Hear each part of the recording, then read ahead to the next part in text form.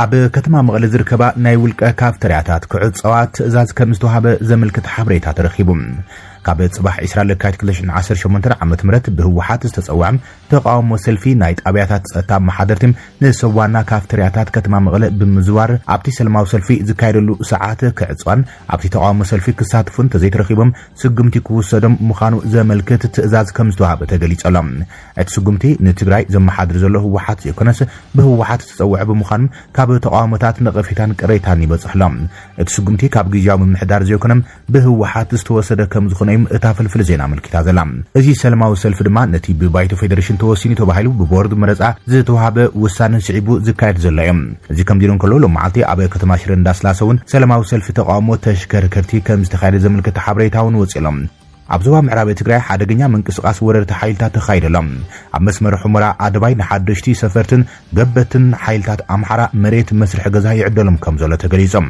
أتقدم سلسلة معات جميري وهاب زلو مريت مسارح جزام كاب كل الأمحرة نزمت وسافرتي مهدامس جمرم نمرق قعت بهايلو معدال كم زجمرة فلفلات كاب سيت حمرام جليس أمولي إلى لا تفلفل أتي بمسمر حمرة عدباي تجمير زلو معدال مريت ناب كل انت أبيات كتكبر ممرحي كم زوردن وأن علما نايز حز جمير زلو عدل مريت سراوي تجراي حمرة كوكا صريخ لي زبل زوز عزل حبريت اسعبهم عبد بوتا زنورم جبتيم مهدامس جمرو يبل تفلفل زينام عبد كتمان بحفشة معراب شيشة سراويت مكلخال إثيوبيا بمعالتي آتو كمزلون عبتي نباري كبير فرحن رعادين تفتيرو كمزلون اتم فلفلات وسخم قليصام اتحزيز وهاب زلو شنشنا مريت نتم كاب منبر غزا تغارو حيزوم زلو اندي كونس اب غزان زيص انحن حدشتي سفرتن يوم زب غزان سمريتن اسايد كام نلعلي 5 عمتات اب سقاين سدتن زلو كندينا بمربوت مملاسن سفرتي وررتن اندغنا حدوش مريت معدال اي حق منغستاون اي سباون تغبار مخانم زملكت يبل تግራይ ፎኔክስ كم تصبصبتم بزرزرنا بزحزنا رئيس ጉዳይ ክንሰግርን ከለና ድማ ለዓልዋይ ቤት ፍርድ ፌደራል ብሔራዊ ቦርድ መረጻ ኢትዮጵያ 5 መረጻ ክልላት ካብ ትግራይ ኣውጽኢ ዝወሰደ ውሳነም ንግዝኡ ደው ኣቢል ወላም ባይቶ ፌደሬሽን ኣብ ትግራይ ኣብ ዝርከባ 5 ክልላት መረጻ ክካየድ ድሕሪ ውሳነም ብሔራዊ ቦርድ መረጻ ኢትዮጵያ ዘውጽኦ ኣዋጅ ደው ዘብል ጊዜያዊ ትእዛዝ ለዓልዋይ ቤት ፍርዲ ፌደራል ቀሪበሎም እቲ ቤት ፍርዲ ነዚ እገዳ ኣቐሚጡ ክሳብቲ ጉዳይ ብዝርዝር ተፈትሹ ውሳነ ዝወሃብ ምዃኑ ፍሊጠሎም ብመሰረት ትእዛዝ እቲ ቤት ፍርዲ እቲ ናይ ምቁራጽ ትእዛዝ 16 لكايت 2018 عام تمرت مرحي ودب سمرت አቶ ጌታቸው ረዳም በመሰረት ዘቅርቦ ክሲ ቦርድ መረጻይም እዚ በቁጥሪው ጉዳይ 35 1034 ተመዝጊብ ዘሎ ጉዳይ ብዳያኑ ሰብለ ክንፈ ወንድ ወሰን ታደሰን አሸናፍ ወርቅነህን ዝቆመ መገባይ አዳያኑ ይርአ ከም ዘሎ እቲ ደብዳቤ ፍሊጠሎም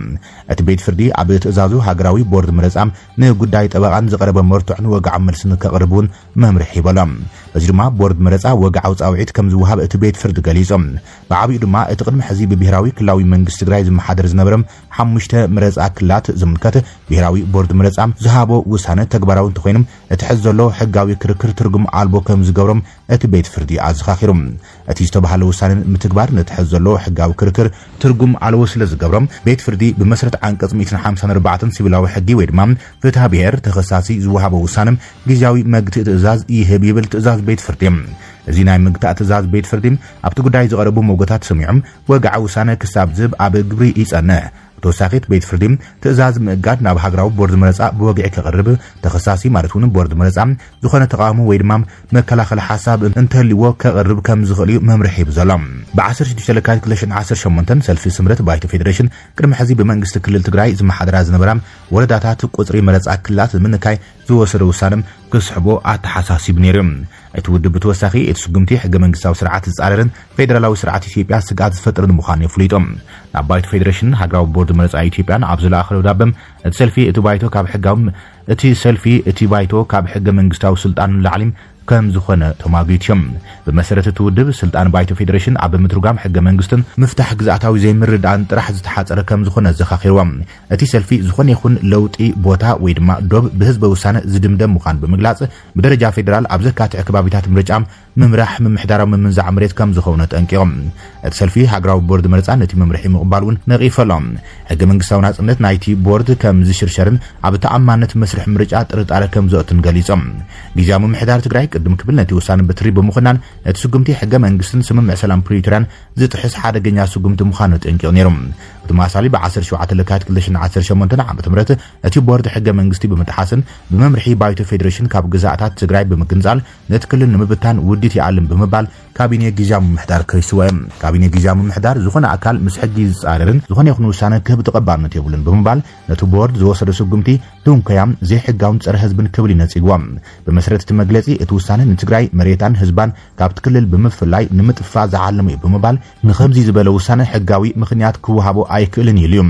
ካቢኔ ጊዜያዊ ምምሕዳር ሃገራዊ ቦርድ መረጻም ኣብ መንጎ ህዝብታት ጎንፂ ብምልዓል ርካሽ ፖለቲካዊ ረብሓን ምርካብ ይጽዕረሎ ክብል ከይስወም እቶም ዘሰሓቡ ከባቢታት ዝበሎም በታሪኽ በመንነት ሕገ መንግስትን ካልኦት ዝኾኑ መመዘኒታትን መሰረት በመግባር አካል ትግራይ ሙኻንም ዘየጠራጥሩ ክብል ተማጊቶም ወሲኹ ድማ እዞም መድያት ኣብቲ መንግስት ዝሃቦ ናይ መጀመርታ ዲስኩር ማለትውን ሕግ ምኽባር ዝብል ወፍርታቶም ተኻይቶም ኣይፈልጥን እዮም ነይሮም ኢሎም እቲ ካቢኔ ጊዜያዊ ምምሕዳር ኣድላይነት ርእሰ ምግታእ ብምጥቃስ ዝኾነ ይኹን ምስሓብ ብሕግን ዘተን ክፍትሕ ኣለዎ እምበር ኣብ መንጎ ህዝብታት ግርጭት ብዝለዓሉ ተግባራት ክፍትሕ የብሉን ክብል የስሚሩሎም እቲ ካቢኔ ብቐጥታን ህዝቢ ኣምሓራ ጻውዒ ዘቕረበ ኮይኖም ምስ ግርባብትና ኣሕዋትናን ህዝቢ ኣምሓራም ዘሎ ኣፋላይ ብሕጋዊ ኣገባብ ብዘተ ሕድሕዳዊን ምርዳእ ክፍትሕ ዘለዎ ኢሎም ብተወሳኺ እውን ህዝቢ ኣምሓራ ነዚ ዝያዳ ግጭትን ኩናትን ዝዕድም ዘይሕጋዊ ውሳነም ክነጽጎ ጸዊዕዮም ካቢኔ ጊዜያዊ ምምሕዳር ትግራይ ሰላም ካብ ቀደሙ ምርጫ ህዝቢ ትግራይ ነይሩ ብምባል ደጊም ብምጥቃስ ተኣማንነት ዘለዎ መረጻ ክካየድ ዘኽእል ዝተጎበጡ ከባቢታት ትግራይ ሓራም ምስ ወጹም ተመዛበልትን ስደተኛታትን ምስ ተመልሱን ኣብ መላእቲ ክልል ሰላም ምስ ሰፍሐን ጥራሕ ከም ዝኾነ ይስምርሎም ላዕለዋይ ቤት ፍርዲ ፌደራል እቲ ብኣቶ ጌታቸው ረዳ ዝምራሕ ውድብ ስምረት ዘቕረቦ ጥርዓን ስዒቡ ቤት ፍርዲ ዝሃቦ እገዳ ስዒቡም ዝተፈላለዩ ርእይታትን ግብረ መልስን ይወሃበሎም ህወሓት ተሪር ዝተባሃለ ግብረ መልሲ ይዎም እዚ መስርሕ ቤት ፍርዲ ስዒቡ ምክትል ፕሬዚደንትን ከምኡን ምክትል ኣቦ ወንበር ህወሓትን አቶ አማኒኤል አሰፋም ነዚ ሕጋዊ መስርሕ ብትሪ ነቂፎሎም አቶ አማኒኤል ነዚ ሕጋዊ መስርሕ ዓሚቕ ፖለቲካዊ ሽርሕ ምዃን ብምትሓዝ ዓበይቲ ሃገራዊ ጉዳያት ትግራይ ኮኔልካም ናብ ቢሮክራሲን ኣብያተ ፍርድን ናይ ምውሳድ ሳዕቤን ንህዝቢ ትግራይ ከቢድ ሳዕቤን ኣለዎ ክብል ኣጠንቂቖም እቲ ምክትል ፕሬዚደንት ብተወሳኺ ላዕላውነት ትግራይ ኣብያተ ፍርዲ ኢትዮጵያ ዝውስኖም ጉዳይ ከም ዘይኾነ ስሚሮሎም ብኣረኣያን ላዕላውነት ትግራይ ናይ ዋጋ ዓዳጋ ሪፈረንደም ወይ ድማ መድረኽ ፖለቲካዊ ተንኮልን ድራማን ክኸውን ኣይክልን ዝበል አማኒኤል አቶ አማኒኤል እዚ ኣገባብ እዚ መስረታዊ ሕቶታት መሬትን ህላውን ኣብ ውሽጢ ሕጋዊ ቅርጺ ብምቕማጥ ንምዕጋት ሓደገኛ ኣገባብ ይልዎም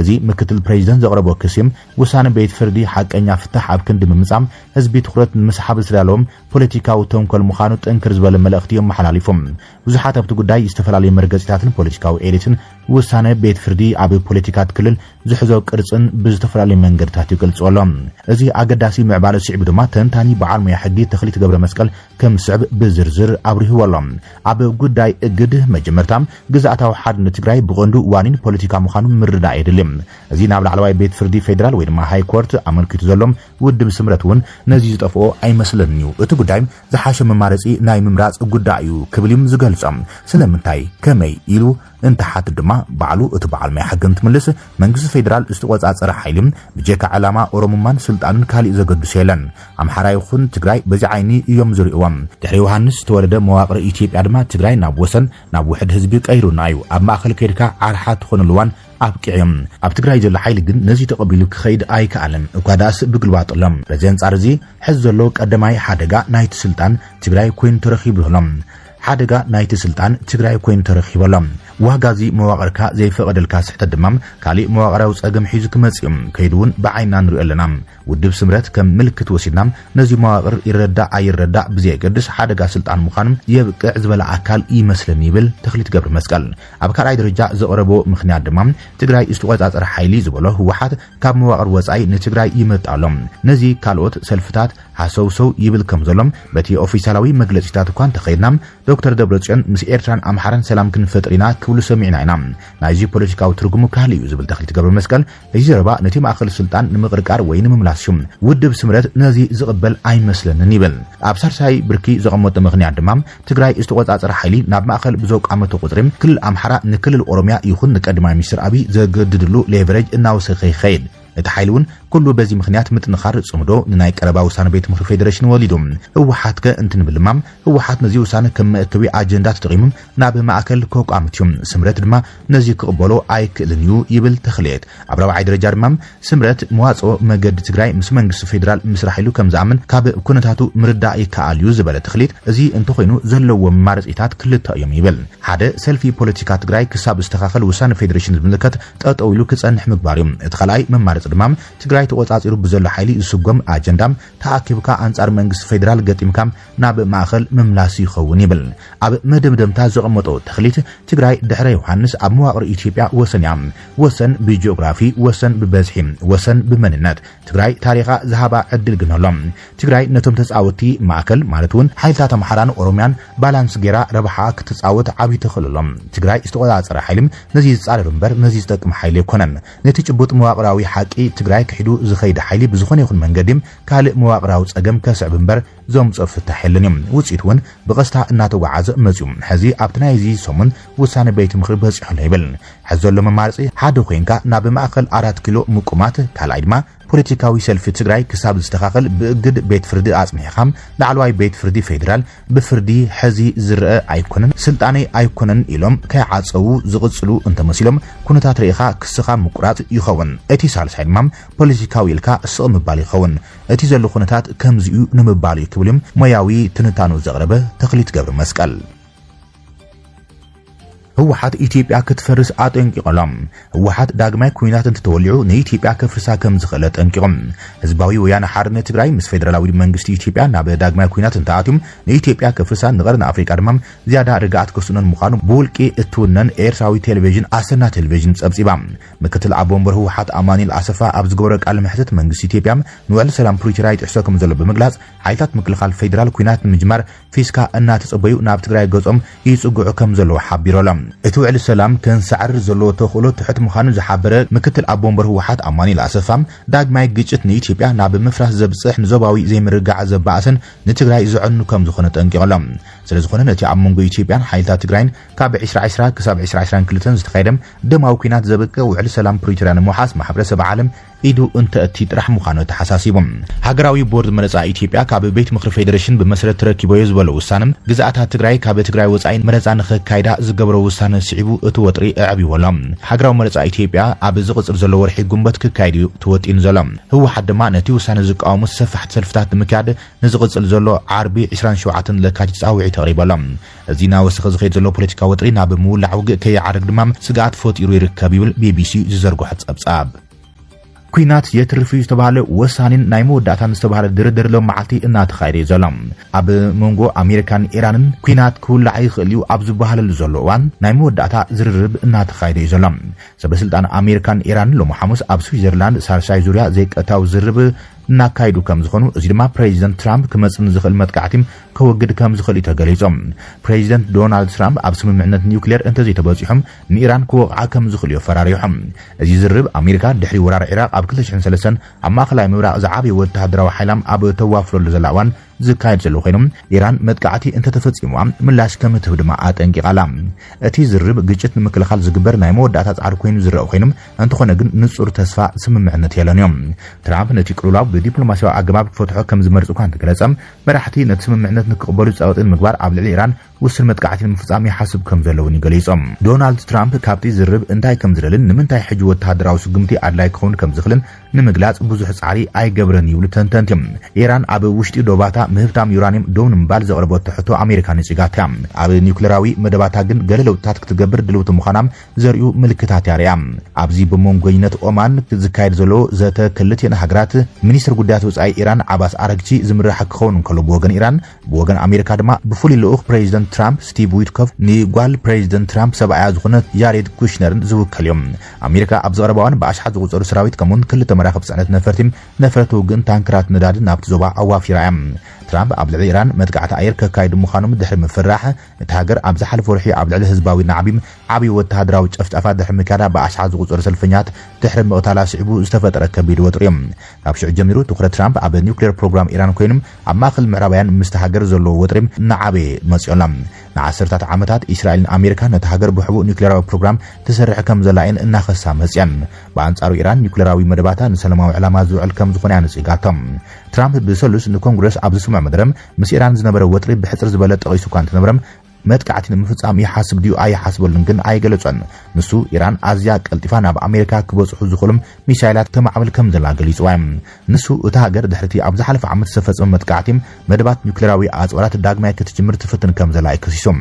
ኣብ ዓለም ቁጽሪ ሓደ ምወልቲ ግብረ ሽበራም ኒውክሌራዊ ኣጽዋር ክህልዎም ክንፍቅደሎም ኣይንኽእል ኢና ክብሎም ንኢራናውያን ገሊጽዎም ትራምፕ ይኹን እምበር ሚኒስትር ጉዳያት ወፃኢ ኢራን ድሕሪ መደረ ትራምፕ ድሕሪ ሒደት ሰዓታት ኣብ ኤክስ ገጾም ኢራን ኣብ ትሕቲ ዝኾነ ይኹን ኩነታት ኒውክሌራዊ ኣጽዋራት ኣይተሃንጽን ዘላ ኢሎም ሚኒስትር ጉዳያት ወፃኢ ኣራግቺም ናይ ሓበራ ጉዳያት ዝፈትሕን ሓበራዊ ረብሓ ዘመዝግብን ቅድሚ ሕዚ ተራእዩ ዘይፈልጥ ስምምዕነት ንምብጻሕ ታሪኻዊ ዕድል ከም ዘሎ ይጠቒሶም ንመደረ ትራምፕ ኣብ ዝሃቦ መልሲም ወሃብ ቃል ሚኒስትር ጉዳያት ወፃኢ ኢራን ኣሜሪካ ብዛዕባ ኒውክሌራዊ መደባት ኢራን ባላስቲክ ሚሳይላትን በዝሒ ዝተቐተሉ ተቃዋምትን ዓበይቲ ሓሶታት ትራምፕ ብምድጋሙ ነቒፍዎ እዮም